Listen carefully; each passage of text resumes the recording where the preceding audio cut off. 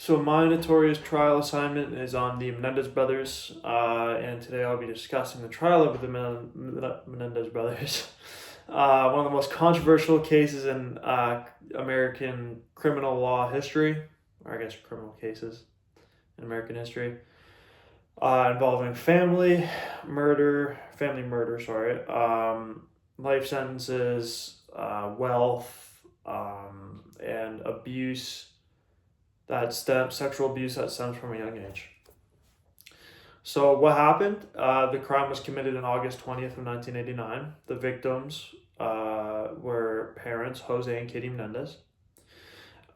This happened at their home in Beverly Hills. They were shot multiple times with two Mossberg 12-gauge shotguns. They were killed by their sons Eric and Lyle, who were 18 and 21 years of age at the time. The victims were the parents of the accused. The crime shocked the public because of the parents' wealth and status, as Jose was a high-powered music executive who served as the chief operating officer, head of the RCA Records in the mid-1980s. The brothers did this in I guess they committed the crime because they said that they were sexually abused from a very young age, which is why they killed their father, and they killed their mother because she did nothing to stop it or help the brothers out. So the crime scene, the bodies of the parents were found in the family room of their house in Los Angeles. Jose, the father, was found with gunshot wounds to the head, which suggested from close range. And Kitty, the mother, was found with multiple gunshot wounds, as it was suggested that she was trying to crawl away. Shotgun shells were found all across the crime scene, and there was no signs of forced entry, which will be important, which I will get into in a little bit. The brutality of the scene suggested rage and intent, rather than a robbery or a kind of random attack.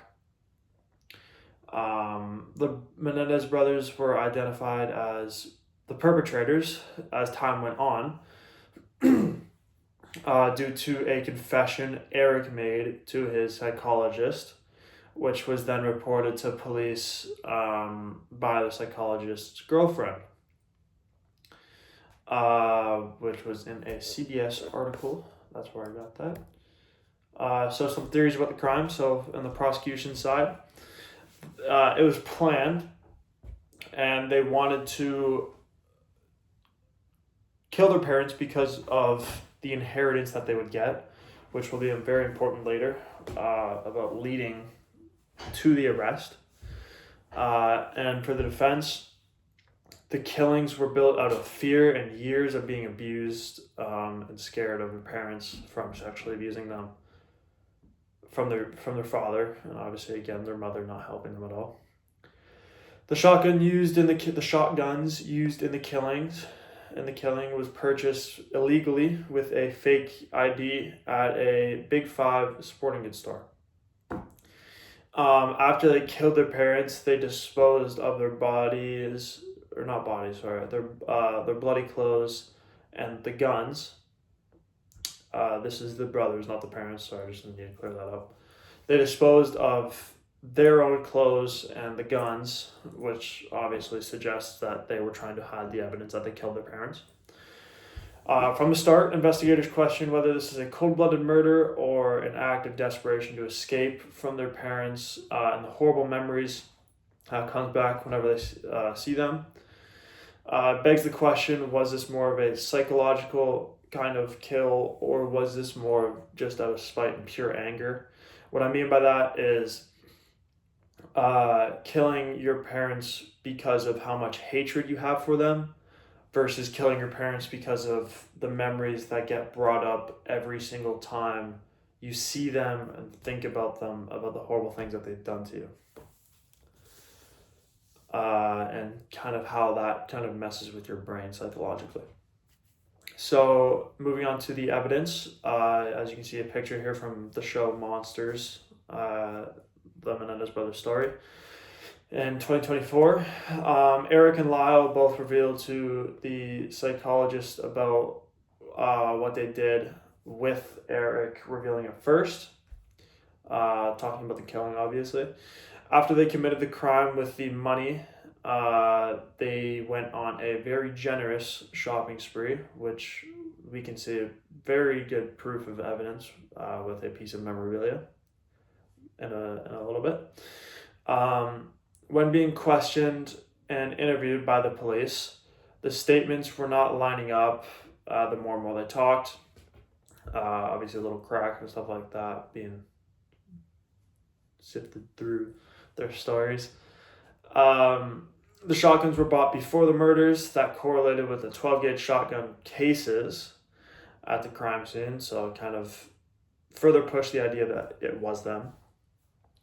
And much of the strongest evidence in the case came months after the crime rather than in the actual crime scene itself, which is, I'd say, more rare, or you don't see that as often, versus most of the evidence is on the crime scene, typically. So the processing of the evidence, the amount of money being spent suggested that there was a motive. There is no intruder evidence supported that it was an insider job. And the confession tapes confirmed that there was guilt from the brothers. Although there was no direct witness, the combination of physical and testimonial evidence was powerful in the trial, and it helped create the overall downfall of the brothers, which kind of leads them to now and where they are at now. So the arrest.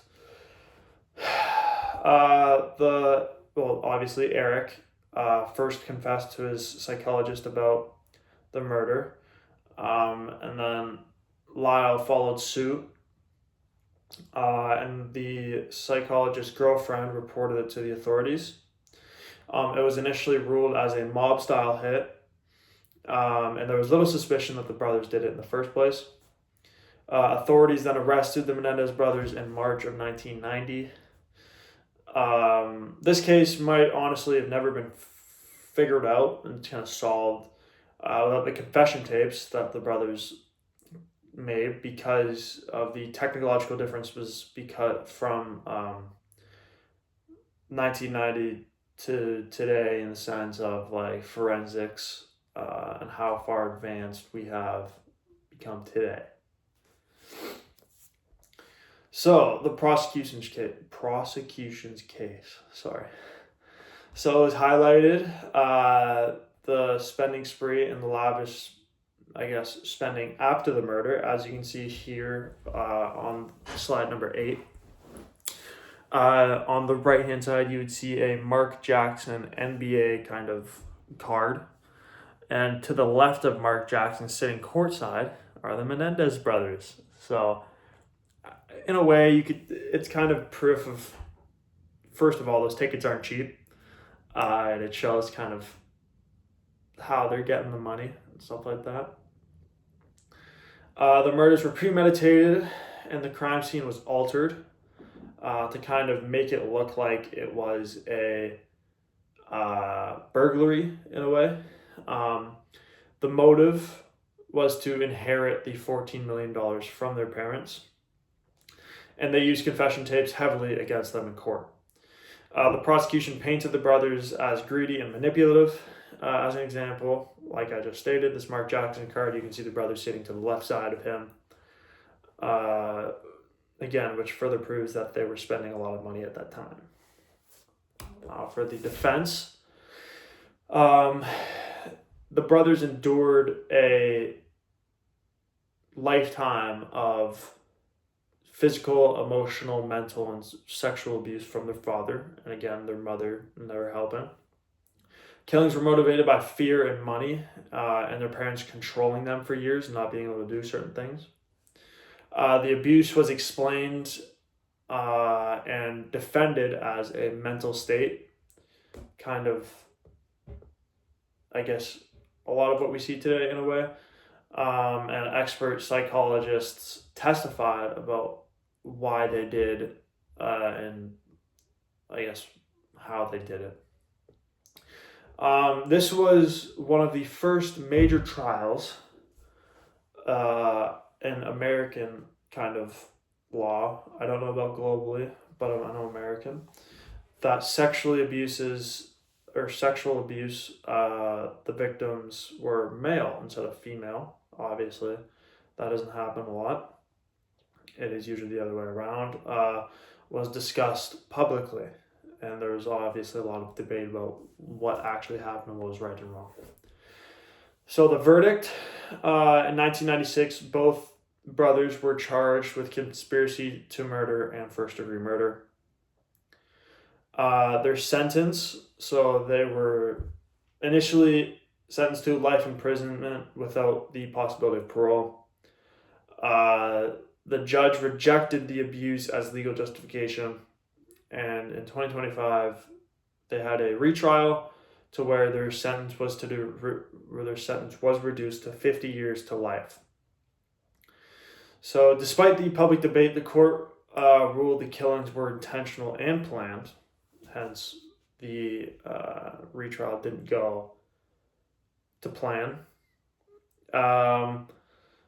In May of 2025, a judge reduced their sentences to 50 years to life, making them parole eligible in August of 2025. But the parole panels denied them release.